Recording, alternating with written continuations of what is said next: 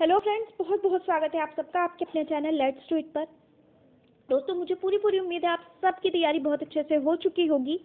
तो अब समय है आखिरी रिवीजन का। तो चलिए टाइम वेस्ट ना करते हुए ईवीएस का आखिरी रिवीजन करते हैं। मोस्ट इंपॉर्टेंट क्वेश्चंस का कलेक्शन यहाँ पर है, तो शुरू करते हैं। पहला क्वेश्चन है, कर्क रेखा किस राज्य से नहीं गुजरती है? ऑप्शन दिए हैं राजस्थान, उड़ीसा, छत्तीसगढ़, त्रिपुरा। अब ये देखिए, भारत के बीचों बीच से होकर कर्क रेखा गुजरती है 23.5 डिग्री पर। किन राज्यों से गुजरती है? तो गुजरात से, राजस्थान से, मध्य प्रदेश, छत्तीसगढ़, झारखंड, पश्चिमी बंगाल, त्रिपुरा और मिजोरम, इन सब से होकर गुजरती है। अब हम अपने ऑप्शंस पे चेक करेंगे कि इनमें से कौन सा राज्य नहीं है। तो देखिए, राजस्थान इसमें आ रहा है, छत्तीसगढ़ आ रहा है, त्रिपुरा भी आ रहा है। कौन सा राज्य नहीं आया है? वो है उड़ीसा। तो यही हमारा करेक्ट आंसर हो जाएगा। अच्छा, आप इन सारे राज्यों को याद रख सकते हैं मित्र पर घंटा झाड़ से, या अगर आप मेरी वाली ट्रिक यूज करते हैं तो उसका लिंक भी मैं आपको डिस्क्रिप्शन बॉक्स में दे दूंगी। उसमें कर्क रेखा, मकर रेखा, इन सबसे होकर गुजरने वाले राज्यों की ट्रिक दी गई है। ठीक है, मानक समय रेखा की ट्रिक भी उसमें है। ठीक है, अच्छा, ये तो हुई भारत की बात। अब अगर देखिए, पृथ्वी के बीचों बीच से होकर गुजरने वाली रेखा कौन सी है? विषुवत रेखा है 0 डिग्री सेल्सियस पर। ठीक, आगे बढ़ते हैं। फिर है प्रभावकारी दशाओं का वह संपूर्ण योग जिसमें जीव रहते हैं कहलाता है। ऑप्शन ये है वायुमंडल, पर्यावरण, जैवमंडल या जलमंडल। तो इसका करेक्ट आंसर हो जाएगा पर्यावरण। अगर आप जैवमंडल सोच रहे हैं तो यह आपका आंसर गलत होगा, कई बार रिपीट किया जा चुका है। अच्छा, अब ये सवाल उठता है कि पर्यावरण ही क्यों, जैवमंडल क्यों नहीं? क्योंकि ये जो सेंटेंस दिया गया है ये दरअसल ट्रांसलेट की डेफिनेशन है, और डेफिनेशन में पर्यावरण शब्द का यूज हुआ है। तो हमारा करेक्ट आंसर पर्यावरण ही होगा। ठीक, आगे बढ़ते हैं। अगला क्वेश्चन है, पर्यावरण में सम्मिलित है। ऑप्शन ये है जलमंडल, वायुमंडल, स्थल मंडल या उपयुक्त सभी। तो देखिए, जलमंडल, वायुमंडल और स्थल मंडल तीनों ही पर्यावरण में आ जाते हैं। तो हमारा आंसर हो जाएगा उपयुक्त सभी। फिर अगला क्वेश्चन है, अंतर्राष्ट्रीय महिला दिवस कब मनाया जाता है? तो हमारा ऑप्शन ये है 12 जनवरी, 5 मार्च, 8 मार्च या 28 फरवरी। तो हमारा आंसर हो जाएगा 8 मार्च। इसके अलावा जो और इम्पोर्टेंट दिवस हैं जो पूछे जाते हैं वो भी देखते हैं। देखिए, 22 मार्च कौन सा दिवस है? जल दिवस। 22 अप्रैल पृथ्वी दिवस। 22 मई जैव विविधता दिवस। 12 जनवरी युवा दिवस। 28 फरवरी विज्ञान दिवस, या कभी कभी साइंस एंड टेक्नोलॉजी डे करके भी पूछ लेता है। विश्व गौरैया दिवस 20 मार्च। ये सारे दिवस आपको याद होने चाहिए, आजकल बहुत ज्यादा पूछे जा रहे हैं। ठीक है, तो अगले क्वेश्चन पर बढ़ते हैं। अगला क्वेश्चन है, वेट मैं इसमें देख लेती हूँ, पूरा यहाँ से छुप गया था। हाँ, पारिस्थितिकी निम्नलिखित के बीच पारस्परिक संबंधों का अध्ययन है। ऑप्शन ये है मनुष्य एवं वन, मृदा एवं जल, जीव एवं वातावरण, और चौथा दिया है पति एवं पत्नी। तो हमारा करेक्ट आंसर हो जाएगा जीव एवं वातावरण। जीव में सभी आ जाएंगे, यानी जंतु भी, वनस्पति भी, वो सब, और उन सब के आसपास के वातावरण से जो संबंध है वही पारिस्थितिकी कहलाता है। ठीक है, आगे बढ़ते हैं। इसमें पूछा गया है संविधान सभा का प्रथम अधिवेशन कहाँ हुआ था? ऑप्शन ये हैं लाहौर में, दिल्ली में, कोलकाता में या मुंबई में। तो हमारा करेक्ट आंसर हो जाएगा दिल्ली, और दिल्ली में भी सही अगर बोले तो नई दिल्ली के काउंसिल चैम्बर में। ठीक है, तो आगे बढ़ते हैं। ये पूछा गया है पर्यावरण कानूनों को लागू करने के प्रमुख बाधाएं हैं। ऑप्शन ये हैं आर्थिक समस्याएं, नियमों का कठोर होना, धार्मिक अवधारणाएं या उपरोक्त सभी। तो हमारा करेक्ट आंसर हो जाएगा नियमों का कठोर होना, क्योंकि आर्थिक समस्याएं, धार्मिक अवधारणाएं, इन सब का इस सबसे कोई लेना देना नहीं है। ठीक है, अगला क्वेश्चन देखते हैं। पूछा गया है पर्यावरण संरक्षण अधिनियम की स्थापना कब की गई थी?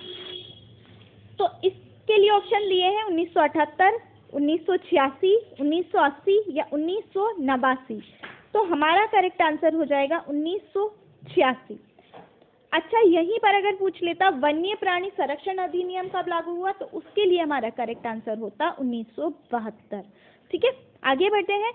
पूछा गया है सोपान कृषि कहाँ की जाती है। ऑप्शन ये है शुष्क क्षेत्रों में, पहाड़ी की चोटी पर, पहाड़ों के ढलान पर, या नदियों के किनारों पर। तो इसके लिए हमारा करेक्ट आंसर हो जाता है पहाड़ों के ढलान पर। आगे बढ़ते हैं। फिर पूछा गया है सूर्य की तीव्र किरणों द्वारा झुलसने से वायुमंडल की कौन सी गैस हमारी रक्षा करती है। ऑप्शन दिए हैं ऑर्गन, ओजोन, ऑक्सीजन या हाइड्रोजन। तो ये तो आप सभी को पता होगा, ओजोन परत है जो इन किरणों से हमारी रक्षा करती है। अच्छा, ये वायुमंडल के कौन सी लेयर में पाए जाते हैं, स्ट्रेटोस्फेयर में, हिंदी में बोलें तो समताप मंडल में। अच्छा, ओजोन परत की मोटाई को नापने के लिए किस यूनिट का यूज किया जाता है, तो वो होगी डॉप्सन। बहुत इंपॉर्टेंट है, बहुत बार आज तक पूछा जा चुका है, तो आपको ये पता होना चाहिए। नेक्स्ट क्वेश्चन देखते हैं। पूछा है निम्नलिखित में से किसे प्रकृति का सुरक्षा वाल्व कहा जाता है।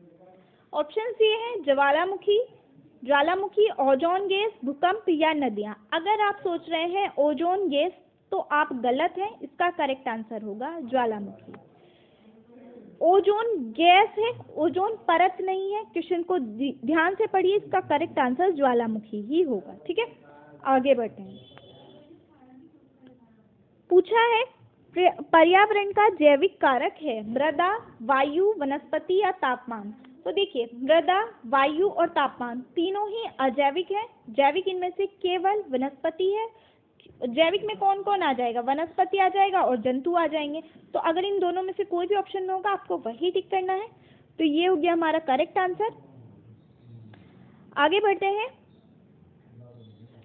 पूछा है नवजात शिशुओं में हड्डियों की कुल संख्या कितनी होती है। ऑप्शन ये है 200, 206, 300 या 350। तो इसके लिए हमारा करेक्ट आंसर हो जाएगा 300। 300 प्लस होती है, लेकिन 350 नहीं होती। तो हमारा जो नज़दीक का आंसर होता है, हम उसे टिक करते हैं, तो ये हमारा करेक्ट आंसर हो जाएगा। और अगर वयस्कों में पूछे, तो वयस्कों में 206 होती हैं, आप सबको पता होगा। ठीक, आगे बढ़ते हैं। यह है निम्नलिखित में से किस देश को 1000 झीलों की भूमि कहा जाता है। ऑप्शन ये है फिनलैंड, जर्मनी, थाईलैंड या भारत। तो हमारा करेक्ट आंसर हो जाएगा फिनलैंड।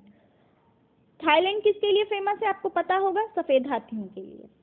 तो आगे बढ़ते हैं। अगला क्वेश्चन है वन्य प्राणी संरक्षण अधिनियम 1972 में मुख्य वन्य प्राणी वार्डन की नियुक्ति कौन करता है। एक तो हमारा क्वेश्चन यहीं से बन जाता है, अगर इतना भी पूछ सकता था कि वन्य प्राणी संरक्षण अधिनियम कब लागू हुआ, ये मैंने पहले भी बताया पिछले क्वेश्चन में, और यहाँ पर भी आ गया 1972, आपको इसे भी याद रखना है।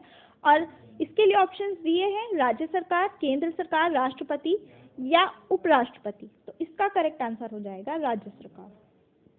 आगे बढ़ते हैं। पूछा है लॉयस का पठार है पवनकृत, जलकृत, नदीकृत या इनमें से कोई नहीं। तो लॉयस का पठार कैसे बनता है, धूल द्वारा, यानी पवनकृत हो गया, या हवा के द्वारा बनने वाला हो गया। अच्छा, ये कहाँ पाए जाते हैं अधिकतर, चीन में। नेक्स्ट देखते हैं। पूछा है धूल प्रदूषण को रोकने के लिए उपयुक्त वृक्ष है। ऑप्शन ये है सीता, अशोक, आम, बरगद या नीम। तो इसके लिए हमारा करेक्ट आंसर हो जाएगा नीम। ठीक, आगे बढ़ते हैं। पूछा है थट्टेकाड पक्षी अभयारण्य कहाँ है। ऑप्शन ये है केरल, तमिलनाडु, उत्तर प्रदेश या आंध्र प्रदेश। तो इसके लिए करेक्ट आंसर हो जाएगा केरल। अच्छा, यहाँ पक्षी अभयारण्य की बात हुई, तो अगर पूछ लेता पक्षी विज्ञानी नहीं, किसे बर्डमैन ऑफ इंडिया कहा जाता है, तो इसका आंसर हो जाता सलीम अली। कौन थे ये, पक्षी विज्ञानी थे। ठीक है, तो आगे बढ़ते हैं। पूछा है विश्व मौसम संगठन का मुख्यालय कहाँ स्थित है। तो इसके लिए करेक्ट आंसर हो जाएगा जेनेवा। जेनेवा कहाँ पर है, स्विट्जरलैंड में। अच्छा, अगर WHO पूछ ले तो भी यही है, इसका भी मुख्यालय कहाँ है, जेनेवा में है। WTO पूछ ले तो भी, और WMO पूछ ले तो भी। ठीक, आगे बढ़ते हैं। पूछा है वह कौन सी प्रोसेस है जिसके अंतर्गत पौधे सूर्य की सहायता से भोजन बनाते हैं। ऑप्शन दिया है श्वसन, निर्जलीकरण, प्रकाश संश्लेषण या इनमें से कोई नहीं। तो ये तो आप सभी लोग जानते होंगे। प्रकाश संश्लेषण कैसे कैसे बनता है? प्रकाश, सूर्य का प्रकाश यूज करते हैं, कार्बन डाइऑक्साइड और जल लेते हैं, क्लोरोफिल होना चाहिए, उन्हीं प्लांट्स में होता है, और क्या बनता है फिर? ग्लूकोज और ऑक्सीजन। आपको ये इक्वेशन याद होनी चाहिए, कई बार पूछी जा चुकी है, बिल्कुल इसी तरह से याद होनी चाहिए कि किसके कितने अणु यूज होते हैं, तभी ये सही होती है। ठीक है, तो बस आज के लिए इतना ही। मुझे उम्मीद है आपके लिए ये वीडियो बहुत हेल्पफुल रही होगी। अगर रही है तो प्लीज़ लाइक कीजिए, कमेंट कीजिए और अपने दोस्तों के साथ शेयर कीजिए। मेरे चैनल को सब्सक्राइब करना प्लीज़ मत भूलिए। मुझे आपके सपोर्ट की बहुत बहुत ज़रूरत है। प्लीज़ मुझे सपोर्ट कीजिए। Thank you so much for watching.